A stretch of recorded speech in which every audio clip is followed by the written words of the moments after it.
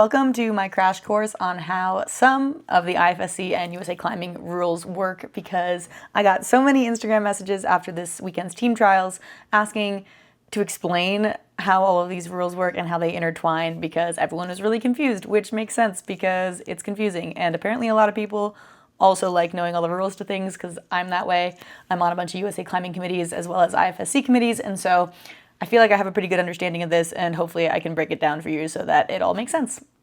I was trying to think of the best starting position for this, and I think what it really comes down to is that we need to explain how world rank works first, because that's where all of these quota positions start. So in the IFSC, there are competitions that are counting competitions, and these are competitions that are designated by the IFSC as counting towards the overall world rank. Since there are so many different types of competitions that count towards the world rank, they're actually given different levels of strength factors. And so World Cups use the base points, then World Championships is actually double those points. So if you do really well at World Championships, that's worth double because it's weighted more. And then Continental Cups and Continental Championships are weighted differently based on these same strength factors. So Asia, which is a really strong continent, actually is worth more points to win than winning Pan American Championships, which is the championships that the Americans go to. So if you look at this base point table, you can see that winning a World Cup is worth 1,000 points. If you win World Championships, it's worth 2,000 points. If you were to win the Pan American Championships, which is a continental championship, it has a strength factor of 0.2, and so you actually only earn 200 points. There are also limits as to how many competitions can count towards your overall rank, so just doing every single competition doesn't actually make you that far ahead, because it only takes your best 6 World Cups, and then it only takes your best 3 Continental Cups. The world rank is also continuously updating, and so it takes the last 12 months into account. As the season goes on, say you had a really good result back in June of last year, but now it's July of this year, that result from June will no longer count. And so you can see people's ranks bounce around throughout the year because their results are disappearing from the previous year and being added from this current year. There are some more complicating pieces of this that honestly are not worth getting into because I don't even understand them. Here are some of the formulas that they show in the rulebook, but I just trust the app when I'm looking at this because it'll show the current world ranks, and I just assume that they know what they're doing there. So why does this matter? Why are we talking about world rank? It's because the IFSC changed the rules of quota spots for World Cups because World Cups were just getting way too big and hard to manage. It used to be that every country had 5 quota spots to every single World Cup.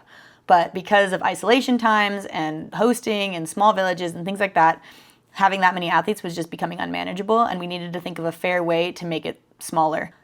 Every country now gets a base quota of 2 spots, with the additional possibility of having 4 extra spots, so a maximum quota of 6 per country.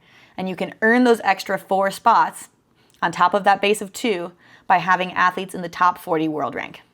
I'm gonna use the US as an example because I'm obviously a US athlete, and I was in the top 40 for the women's bouldering world rank last year, with my spot in 35th, and then we also had 3 other spots, Annie, Brooke, and Natalia, in the top 40. We earned all 4 of our extra quota positions, giving us 6 quota spots leading into this year's World Cup.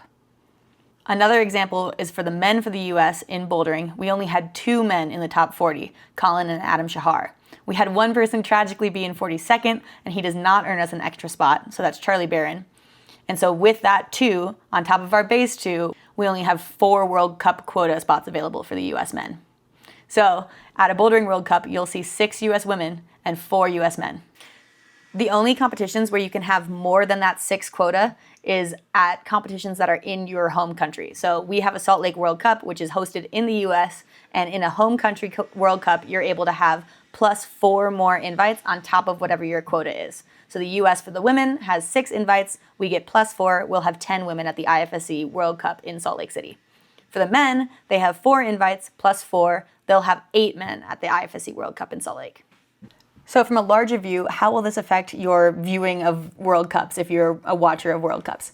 The biggest thing is that some countries like Japan, who used to send 8 or more athletes to World Cups, will no longer be able to do that based on these new quota changes.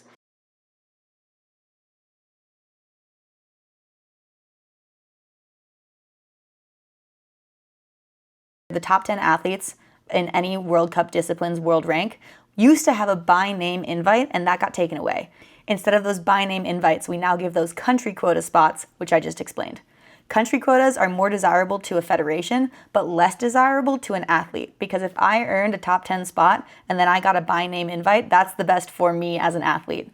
But for a federation, they maybe would want to send somebody else to a World Cup. And if I earned it by name, they can't take that away from me. If I earned a country quota spot, they get to decide how to use that country quota spot, if that makes sense.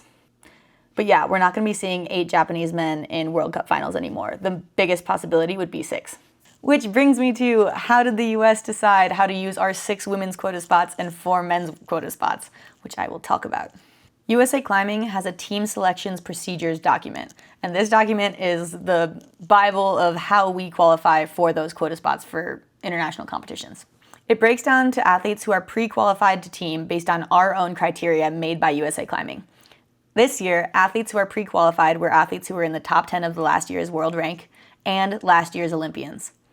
That means anybody who went to the Paris Olympics is automatically on our World Cup team this year, and anybody who was in the top 10 world rank is also automatically on the World Cup team this year. Again, just to use examples because I have them, Annie Sanders ended up in the top 10 bouldering world rank and lead world rank. So she has an automatic spot on our World Cup team based on USA Climbing's team selection procedures. Natalia Grossman and Brooke Rabatu also have spots on both the bouldering and lead World Cup teams because of their spot in the Paris Olympics.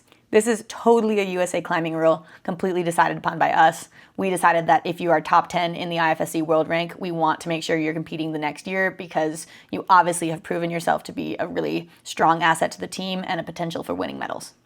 So those are the athletes who are pre-qualified to team, and those are the criteria that pre-qualify you.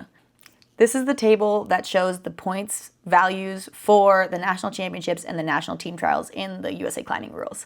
NCH is national championships, NTT is national team trials. You can see national team trials is worth a 1.2 times multiplier than the national championships. That's because it's closer to the World Cup season, it's more competitive as an event, and it's supposed to be selecting, it's the team trials, it's selecting our team.